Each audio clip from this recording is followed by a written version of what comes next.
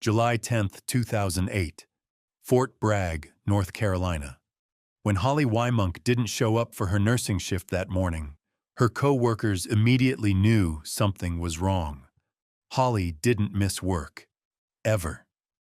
She was an Army officer, a dedicated nurse in the maternity ward, and a mother of two who took her responsibilities seriously.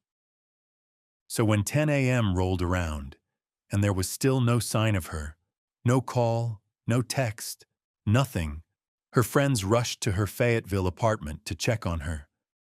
What they found would trigger one of the most intensive investigations in Fort Bragg's history. The apartment door was unlocked. Inside, smoke damage darkened the walls. The overwhelming smell of gasoline hung in the air. Windows were shattered. And Holley? She was gone. But it was what investigators discovered next that turned this from a missing person case into something far more sinister.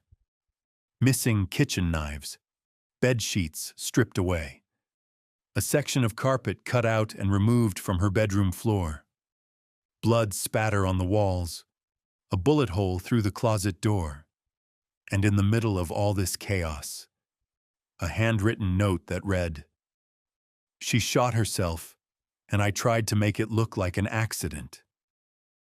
The question wasn't just where Holley had gone. It was whether she was still alive. And if she wasn't, who had taken her? This is the story of an Army nurse who tried to escape an abusive marriage, and how one man's rage would lead to murder, betrayal, and a cover-up that involved burning a body to hide the evidence.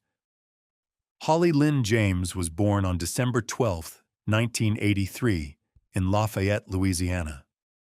But she grew up in Dubuque, Iowa, a small farming town where everyone knew everyone. Her father, Jesse James, had served in the Army before retiring to work at the University of Dubuque as the Dean of Admissions. Military service ran in the family's blood. In high school, Holley was everywhere. Cheerleading, softball, basketball, volleyball, school plays, the clarinet section of the marching band. She was the kind of person who lit up every room she entered. Her father would later say, "Holley never met a stranger." After graduating from St. Ambrose University with a nursing degree in 2007, Holley fulfilled her dream of following in her father's footsteps. She enlisted in the Army Nurse Corps and was stationed at Fort Bragg, the largest military installation in the United States, home to over 50,000 military personnel. By 2008, she was a second lieutenant working in the mother and baby ward at Womack Army Medical Center. She loved her work. She loved helping bring new life into the world. She was also a single mother of two young children from a previous relationship, and she was trying to escape her marriage to Marine Corporal John Patrick Wimunc. Holley met John Wimunc through her older brother, Beau, who served alongside John in the Marines. John was a combat engineer stationed at Camp Lejeune, about 3 hours from Fort Bragg. The relationship moved fast. They married. But according to Holley's friends and family, the marriage quickly became troubled.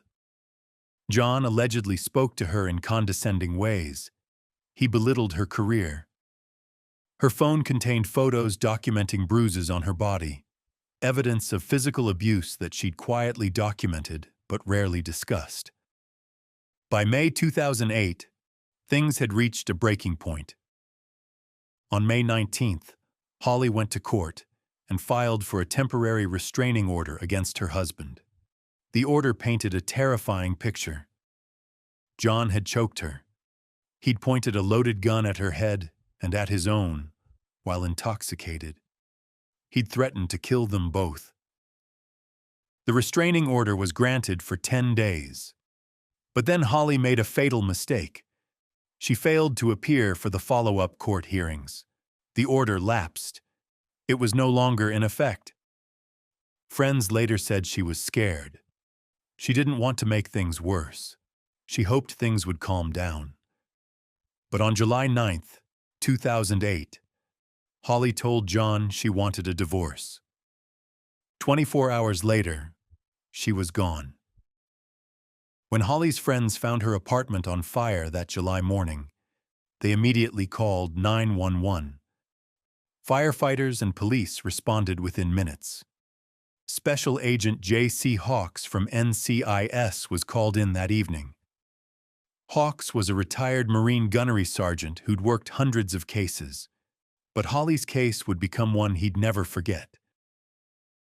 Someone had intentionally poured fluids that were flammable and had set a fire, Hawks later recalled. Whoever had set the fire had absolutely no regard for anybody in that building or anybody around it. The apartment was in a complex with 19 other families. John Wimunc had been willing to burn them all to cover his tracks.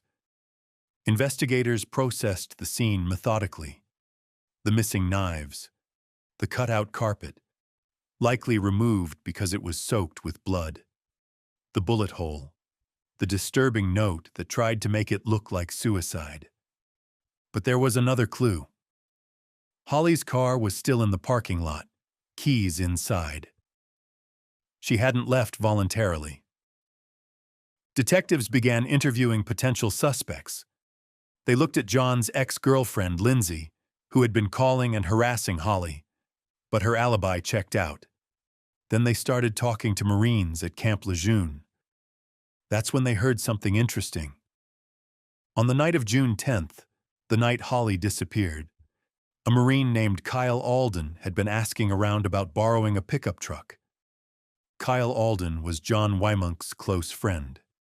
When detectives questioned him, he claimed John had asked for help moving some items, but the plan had been canceled. But his alibi didn't hold up. His wife couldn't confirm his story.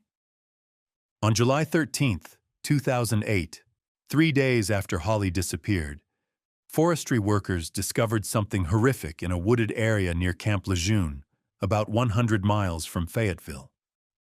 It was a shallow grave. Inside was an air mattress, and inside that were human remains. Burned, dismembered, nearly unrecognizable. There was a hatchet in the burn pit, multiple knives that looked like they'd come from a kitchen butcher block. An autopsy would later confirm the remains were Holley's. She'd been shot in the head. Her body had been chopped up with an axe and burned repeatedly in an attempt to destroy evidence. When confronted with this discovery, Kyle Alden's story crumbled. Kyle finally broke. He told detectives everything. On the night of June 10th, John had called him and told him to come to Holley's address and to bring a pickup truck. Kyle said he didn't ask questions. When he arrived, John admitted he'd killed his wife after an argument. Kyle didn't call the police. Instead, he helped. He helped John load Holley's body into the truck. He drove with John to the wooded area near Camp Lejeune. He was there when John placed her remains in the shallow grave. He watched as John attempted to burn the evidence. Then they both went home and lied to investigators. On June 13, 2008, John Patrick Wimunc was arrested and charged with first-degree murder, second-degree arson, and conspiracy to commit arson. Kyle Alden was charged as an accessory after the fact, second-degree arson, and conspiracy to commit arson.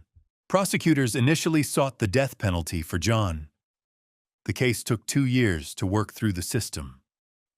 In September 2010, John Wimunc pleaded guilty to all charges in exchange for removing the death penalty from consideration. He was sentenced to life in prison without the possibility of parole. He never apologized. He never explained why he did it. Kyle Alden also pleaded guilty. He was sentenced to 44 to 62 months in prison for helping his friend destroy evidence and cover up a murder. At sentencing, Holley's father, Jesse James, read a letter aloud to John Wimunc. "Many, many people loved Holley, and you took her all away from us. I still have episodes of grief that I'm unable to control. Jesse later reflected on what he wished he'd known. "I didn't know much about domestic violence, but the thought that he would murder Holley is a thought that never occurred to me. I wish it had occurred to me. I wish for one moment I would have thought maybe he'll kill Holley. My reaction would have been so different." Holley's death wasn't in vain. Her father worked with Representative Bruce Braley to introduce the Holley-Lynn James Act, legislation aimed at improving protections for domestic violence and sexual assault victims in the military. The bill was introduced to Congress in 2011, though it ultimately didn't pass. But Holley's story became part of a larger conversation about domestic violence in military families, about the unique challenges service members face when trying to escape abuse, and about the failures of protective orders that aren't properly enforced. Holley's brother, Bo James, the same brother who had introduced her to John, told reporters years later, "I think she should be remembered for trying to give so much. She wanted to be a nurse. She wanted to serve her country. She wanted to help bring babies into the world. She wanted to give her own children a better life. But on July 9, 2008, she made one final decision: to leave an abusive marriage. And that decision cost her everything.